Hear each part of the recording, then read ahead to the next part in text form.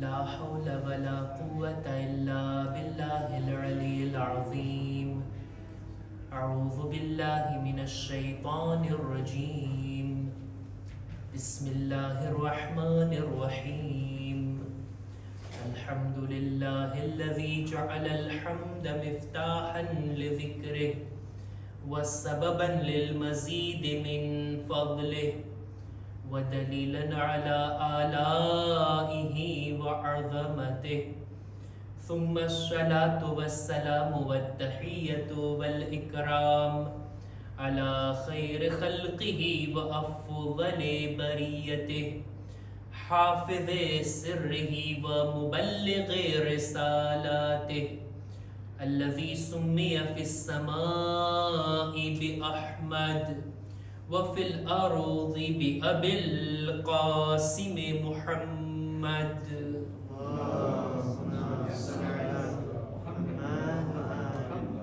وعلى أهل بيته الطيبين الطاهرين المعصومين المظلومين ولعنة الله على أعدائهم أجمعين أما بعد فقد قال الله سبحانه وتعالى في كتابه الكريم بسم الله الرحمن الرحيم والأرض بعد ذلك دحاها صلوات بر محمد وآل محمد اللهم صل على محمد وآل محمد 25મી માહે ઝિલકાદ દહવુલ અર્ઝની મુનાસિબતથી આપણે બધા જમા થયા છીએ અને આજની તારીખની ખૂબ જ ફઝીલત છે.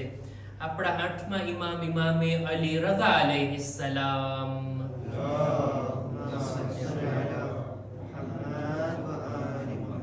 એમનાથી બયાન થયેલી રિવાયત મુજબ સૌ પ્રથમ જમીન કે જે પાણીમાંથી બહાર ઉપસી આવી અને ખુદાએ આ જમીનને ફેલાવી, ઈ તારીખ છે દહવુલ અર્ઝ.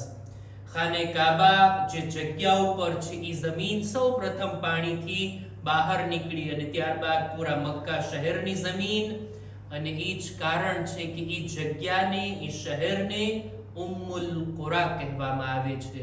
આ રિવાયત આપણા 8મા ઇમામથી છે કે આ તારીખ દહવુલ અર્ઝ તરીકે બયાન થઈ છે. કુરાન મજીદમાં પણ સૂરે નાઝિઆતની આ આયત કે જેમાં દહવુલ અર્ઝનો zikr છે, વલ અર્ઝ બઅદ ઝાલિકા દહાહા, ખુદાએ આ જમીનને ફેલાવી, જાણે કે બિછાવી, જેથી ઇન્સાનો આ જમીન પર વસવાટ કરી શકે અને જિંદગી ગુજારી શકે. અમીરુલ મુમિનીન હઝરત અલી ઇબ્ન અબી તાલિબ અલૈહિસ્સલામ.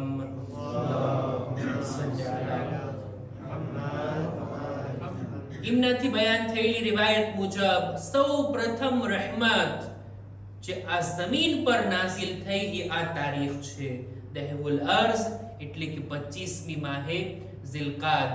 અને આ તારીખની અંદર ઇબાદત કરવાનો, આ રાતની અંદર ઇબાદત કરવાનો અને આના દિવસની અંદર રોઝો રાખવાનો ખૂબ જ સવાબ છે. એટલો સવાબ કે જાણે કે 100 વર્ષ ઇબાદત કરી હોય. દહવુલ અર્ઝના દિવસનો રોઝો વર્ષની અંદર જે ખાસ તાકીદ ભરેલી સુન્નત છે, મુસ્તહબ છે, એવા રોઝાઓમાંથી છે દહવુલ અર્ઝનો રોઝો. મુસ્તહબ છે આ તારીખની અંદર આમાલ કે જ્યારે દિવસ ઉગે, સૂરજ ઉગી જાય ત્યારે સવારના ભાગમાં 2 રકાત નમાઝ પડે. દરેક રકાતમાં અલ્હમ્દુ બાદ 5 વખત વશમસેનો સૂરોની તિલાવત કરે અને આ 2 રકાત નમાઝ બાદ એક મુખ્તસર દુઆ છે જેને મફાતીમાં લખવામાં આવી છે. આ દુઆ પડે કે જેથી આ તારીખના અમાલને અંજામ આપી શકે. એ સિવાય પણ એક દુઆ છે કિતાબની અંદર તમને મળી જશે, યાદા અલ્લાહુમ્મા દાહિયલ કાબા, અહીંયાથી શરૂ થાય છે. આ દુઆ પણ એ તારીખની અંદર પડવાની ઘણી તાકીદ છે. ખુલાસો કહેવાનો મતલબ ઈ કે દહવુલ અર્ઝ કોઈ સામાન્ય તારીખ નથી. અલ્લાહની રહેમત નાઝિલ થવાની શરૂઆત થઈ છે આ તારીખમાં. ખુદાએ આ જમીનને આપણા માટે બિછાવી, જમીન જેવી નિዕમત અને દરેક નેમતો જે આ જમીનથી નીકળી છે આ બધું એની શરૂઆત આ તારીખથી થઈ. અને અમુક રિવાયતોમાં એ પણ મળે છે જનાબ ઇબ્રાહીમ અને જનાબ ઈસાની વિલાદતની તારીખ પણ છે 25મી માહે ઝિલકાદ. ઘણો જ અઝીમ દિવસ છે, એવો દિવસ કે જેની અંદર અલ્લાહની ઇબાદત કરવામાં આવે, અલ્લાહની નેમતોને યાદ કરવામાં આવે અને એની નેમતો પર શુક્ર બજાવી લાવવામાં આવે. વર્ષના આવા અમુક મોકા હોય છે કે જ્યારે ઇન્સાનને જોઈએ ખુદા તરફથી આપણને શું મળ્યું એને યાદ કરે.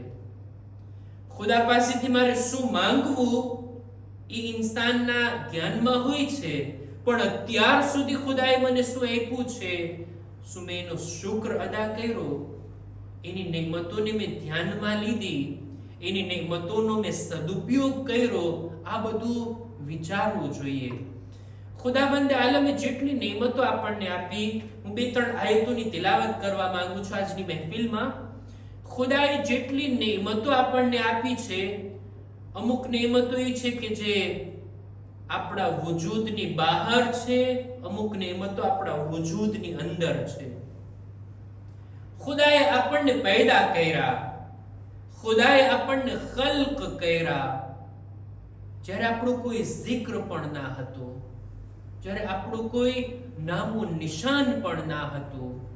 ખુદાવંદ આલમ કુરાન મજીદની અંદર સૂરે મુમિનૂનમાં આ 2-3 આયતોમાં ઇન્સાનની ખિલકતના બારામાં બયાન કરે છે. ખરેખર વિચારવા જેવી બાબતો. સૂરે મુમિનૂનની 12, 13 અને 14મી આયતમાં વલકદ ખલકનલ ઇન્સાન મિન સુલાલતિન મિન તીન, અમે ઇન્સાનને આ માટીમાંથી પેદા કર્યો છે. આ માટી, આ ખાક, આ ધૂળ કે જેની કોઈ કિંમત નથી હોતી. એક મુઠ્ઠી ખાક તમને કોઈ આપે, એની શું કિંમત, શું એની વેલ્યુ? એટલે જ આપણે કહીએ ને ધૂળના ભાવમાં આ ચીજ મળે છે, આની કઈ કિંમત નથી, જાણીએ કે ધૂળ છે. આ ઈ બે કિંમત ચીજ, આ ઈ કે જેની કોઈ વેલ્યુ નથી આપણી નજરમાં, એવી માટીથી ખુદાએ આવો સરસ ઇન્સાન બનાવ્યું છે. ખુદા કહે છે અમે ઇન્સાનને માટીથી પેદા કર્યા છે. આટલું જ નહીં, સુમ્મા જઅલનાહુ નુતફતન ફી કરારિન મકીન, અમે ઇન્સાનને નુતફો બનાવ્યા અને નુતફાને પણ એક મહફૂઝ જગ્યાની અંદર રાખ્યા. આ નુતફાની સુરતમાં ઇન્સાનને બનાવ્યો, ત્યારબાદ માના રહીમમાં એક મહફૂઝ જગ્યા ઉપર અમે એને રાખી દીધો. ત્યારબાદ આ રહીમની અંદર ઇન્સાનનો કેવી રીતના વિકાસ થયો, કેવી રીતના એક એક મરહલા પસાર થયા અને આ ઇન્સાન વજૂદમાં આવ્યો. વિચારવા જેવી બાબતો. ثم خلقنا النطفة علقة, અમે આ નુતફાને એક જામેલા લોહીની અંદર બદલી નાખ્યો અને ત્યારબાદ فخلقنا العلقة مضغة, આ જામેલા લોહીને અમે એક ગોશ્તના ટુકડાની અંદર બદલી નાખ્યો અને ત્યારબાદ فخلقنا المضغة عظاما, ધીમે ધીમે આ ગોશ્તનો ટુકડો કડક થાય છે અને હાડકાનું રૂપ લઈ લે છે અને ત્યારબાદ فكسونا العظام لحما, અને જ્યારે હાડકું બની ગયું એના ઉપર જાણે અમે ગોશ્તને પહેરાવ્યું, ગોશ્તને આ હાડકાની ઉપર ઢાંકી દીધું. આ રીતના ઇન્સાનની ખિલકતના મરહલા અને ત્યારબાદ ثم انشأناه خلقا آخر, પછી અમે એક અલગ બનાવટ કરી આ ઇન્સાનની અને એક નાના બાળકની સુરતમાં આ ઇન્સાનનો જન્મ થાય છે. હકીકત માટીની અંદર, નુતફાની અંદર, રહીમમાં, પછી મુઝગા, પછી અલકા, પછી અઝમ અને પછી કસૌના લહમ અને ત્યારબાદ ફઅનશઅનાહુ ખલ્કન આખર. એક એક શબ્દો, એક એક મરહલાને ઇન્સાન ખુદા બયાન કરે છે ઇન્સાનની ખિલકતના બારામાં. જ્યારે આ બાળક એક પૂરેપૂરું મુકમ્મલ ઇન્સાન બની ગયું અને આ દુનિયામાં આવી જાય છે ત્યારે ખુદા કહે છે ફતબારકલ્લાહુ અહસનુલ ખાલિકીન. બાબરકત અને બુઝુર્ગ છે એ જાત કે જેણે બહેતરીન મખલુકાતને બનાવી, જે અહસનુલ ખાલિકીન છે. ખુદાએ ક્યારે પણ પોતાની બીજી બધી મખલુકાતને પેદા કરીને આ રીતના ફખ્ર નથી કર્યો, મેં કેવો સૂરજ બનાવ્યો, કેવો ચાંદ બનાવ્યો. નહીં, ઇન્સાનને બનાવીને કહે છે બાબરકત છે ખુદા જેણે આવી મખલૂકને પેદા કરી. આ ઇન્સાનની ખિલકત, ઇન્સાનને ખુદાએ આ રીતના બયાન કે પેદા કર્યો, એનું બયાન ખુદા આ રીતના કરે છે સૂરે મુમિનૂનની અંદર. આ ઇન્સાનની ખિલકત એક એક મરહલા જેના ઉપર વિચાર કરવાની વાત છે. આજે સાયન્સની અંદર આ બધા મરહલાઓની સ્ટડી થઈ અને એટલી બધી વાતો જે અત્યારે આપણા માટે કોઈ જાતનો ડાઉટ નથી, બધું ક્લિયર છે. પણ એ સમયમાં ખુદા બયાન કરે છે જ્યારે આવા કોઈ મેડિકલ સાયન્સના ઇલ્મનો વજૂદ નહોતો કે કેવી રીતના ઇન્સાન પેદા થાય, કેવી રીતના એનો વજૂદ, કેવી રીતના વિકાસ થાય, માના શિકમની અંદર કેવી રીતના આવો બાળક બની શકે. આ બધું ખુદાએ એક એક મરહલાને ગણાવ્યા છે. અને આટલું જ નહીં, દુનિયામાં આવવા સુધી, દુનિયામાં આવ્યા બાદ હવે એને બે ચીજની જરૂર છે. એક તો રિસ્કની જરૂર છે, રોઝીની જરૂરત છે. અને ખુદા એવો રાઝિક છે ને, ઇન્સાન જમીન પર કદમ રાખે એ પહેલા એના રિસ્કનો બંદોબસ્ત ખુદાએ માના વજૂદમાં કરી નાખ્યો છે. ખુદાએ રિસ્ક આપ્યું, આખી જિંદગી ખુદા આપતો રહે છે રિસ્ક. આ રિસ્કની જવાબદારી ખુદા પોતાના શીરે લે છે. ખુદાવંદ આલમ સૂરે કુરાનની અંદર આ રીતના બયાન કરે છે. 12મા સિપારાની પહેલી આયત ખુદાવંદ આલમ કહે છે વમા મિન દાબ્બતિન ફિલ અર્દ ઇલ્લા અલલ્લાહી રિસ્કુહા. સૂરે હૂદની 6ઠી આયત. જમીન પર કોઈ હરકત કરવા વાળું, હલન ચલન કરવા વાળું જાનવર નથી કે જેની જવાબદારી ખુદા પર ના હોય. બધા હૈવાનો, બધા જાનદારની રોઝીની જવાબદારી ખુદા ઉપર છે. ખુદાએ પેદા પણ કરી લીધા, રિસ્કનો બંદોબસ્ત પણ કરી લીધો. અને આટલું જ નહીં, રોઝી ઇન્સાનના બદનની જરૂરત છે ને. એક જાતની રોઝી છે કે જે ઇન્સાનના રૂહની જરૂરત છે. ફક્ત બદનની રોઝી નહીં, રૂહના રિસ્કનો પણ ખુદાએ બંદોબસ્ત કર્યો. ખુદાવંદ આલમ કુરાન મજીદમાં સૂરે નહલની આ આયતમાં ફરમાવે છે કે વલ્લાહુ અખરજકુમ મિન બુતૂન ઉમ્મહાતિકુમ લા તઅલમૂન શૈઆ.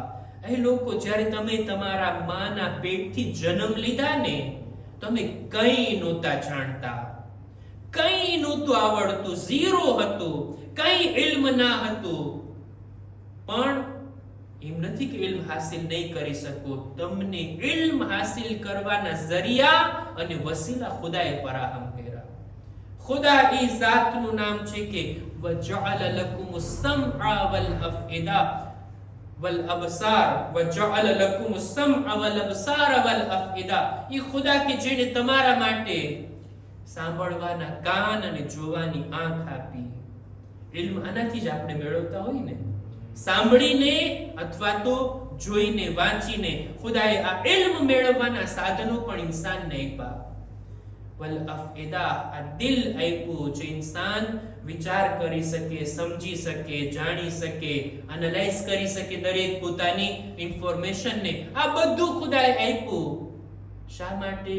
લઅલ્લકુમ તશકુરૂન, જેથી એ મારા બંદા તું શુક્રગુજાર બની જા. ઇન્સાન પોતાની ખિલકતને જુએ, પોતાને મળતા ખુદા તરફથી રિસ્કને જુએ, ઇલ્મ હાસિલ કરવાના સાધનોને જુએ, અને આ ઇલ્મ જે કંઈ હાસિલ કર્યું છે એને જુએ. આ બધું જોઈ અને શું કરવાનું છે? અલ્લાહનો શુક્ર અદા કરવાનું છે. ખુદાની આ બધી નેમતો. પણ ઇન્સાન શુક્ર કરવાના બદલે, શુક્રગુજારી કરવાના બદલે નિዕમતોને યાદ કરી અને શુક્રના સજદા કરવાના બદલે ઇન્સાન ક્યારેક અકડે છે, અભિમાન કરે છે, ગુરૂર અને તકબ્બુરમાં આવી જાય છે. આ દહેવુલ અર્શ છે ને, જમીનના પેદા થવાની, જમીનના બિછાવવાની આ તારીખ છે ને, આ જમીન, આ દુનિયા, આ પૂરી કાયનાતની અંદર આપણી આ દુનિયા, એની હકીકત કેટલી? આ પૂરી યુનિવર્સની અંદર આ જમીન, એની હકીકત કેટલી? એક ડોટની માફક છે ને, એક પોઈન્ટની માફક છે ને. આખી આ દુનિયા, કાયનાત, આટલા ચાંદ, સૂરજ, સિતારા, એની દરમિયાન દુનિયાની હકીકત કેટલી? સાવ નાની એવી દુનિયા. એ દુનિયામાં પણ કેટલા કરોડ ઇન્સાનો છે, એમાં ખુદ મારી હકીકત કેટલી? ઇન્સાન આ રીતના વિચાર કરે જોઈએ.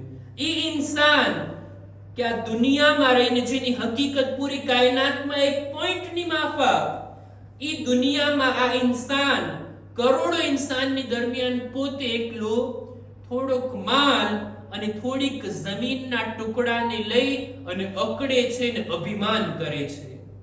ગુરૂર અને તકબ્બુર, એ પણ કોની સામે? ખુદાની સામે.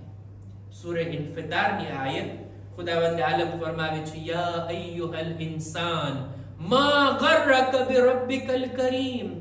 એ ઇન્સાન, કઈ ચીજ તને અલ્લાહની સામે ગુરૂર અને તકબ્બુર તરફ લઈ આવે છે, અભિમાન કરવા સુધી લઈ આવે છે? અલ્લઝી ખલકક ફસવ્વાક ફઅદલક. એ ખુદા કે જેને તને પેદા કર્યો, તારા વજૂદને બરાબર બેલેન્સ કરીને તને મુનઝ્ઝમ અને જેવી રીતના તારી રચના, તારી બનાવટ છે એવો સારો તને બનાવ્યો છે, એની સામે તું તકબ્બુર કરે છે, અભિમાન કરે છે. હા, બંદો તકબ્બુર કરતો હોય, ગુરૂર કરતો હોય, કયા સમયે, કઈ ઘડી ઉપર?